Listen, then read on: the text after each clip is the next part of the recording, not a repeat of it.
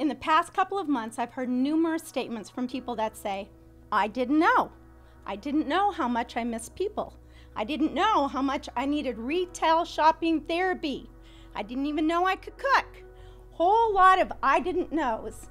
And what we found out is there are so many things that we didn't know that we needed or that we wanted, or even learning that we had more skills than we realized. One of those, I hope, is Pastor Jordan, who found out that he didn't know that he could cook more than a peanut butter and jelly sandwich. This hemming in time has given us the gift of revelation, showing more of our Creator's design in the blueprint inside of us. Because when we become aware of something, then we can use that information to grow and see more of the plan that God has for us. Pastor Jordan used an illustration in a sermon showing 4 different quadrants regarding feedback. We call it the Johari window in the clinical world. The 4th quarter is where we don't know things about ourselves and other people don't know things about us. That's what I call the divine potential. That quadrant is where God reveals more of his blueprint to us and in us. It can be our immaturities, it can be things that we don't know about us, but it helps us to live it out when we're in difficult seasons right now that we learn about us. So when I hear people say, I didn't know, I'm really excited to see what God is revealing to them, because I know that when we see ourselves more truthfully, we can't help but see the Creator more clearly, and we use that knowledge to see into others. I see that in John 4 when Jesus looked at people in a way that he saw into them in that intimate way. Intimacy, into me see. It's a deep core longing that God installed in us at the moment of conception. We long to be known inside and out because it surrounds us with a sense of safety and security. I see this in Psalm 139 that says, "O Lord, you have searched me and you know me. You know when I sit and when I rise. You perceive my thoughts from afar. You discern my going out and my lying down. You are familiar with all my ways. Before a word is on my tongue, you know it completely, O Lord. You hem me in, behind and before. You have laid your hand upon me.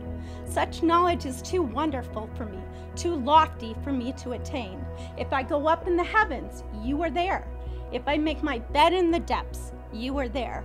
If I rise on the wings of the dawn, if I settle on the far side of the sea, even there your hand will guide me. Your right hand will hold me fast. If I say in anxiety, surely the darkness will hide me and the light will become night around me. Even the darkness will not be dark to you. The night will shine like the day, for darkness is as light to you, O Lord. For you created my inmost being. You knit me together in my mother's womb. I praise you because I am fearfully and wonderfully made." What I see is that this quarantine time has revealed that the world is desperate for the intimate level of being known that it talks about in Psalm 139, because it brings comfort and peace and foundation for hope and trust. As we seek God's revelation of ourselves, we hone the skills to look at others through the eyes of our heart and share God's love and hope.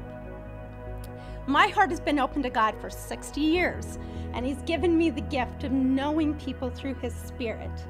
When I come into a new community, I'm using discernment as to whether it's safe to be known there. From the very first Sunday at Ethos, I've known it is well with my soul here, because as a community, you have a value for knowing yourselves and God. Therefore, it makes it safe for others to be known well.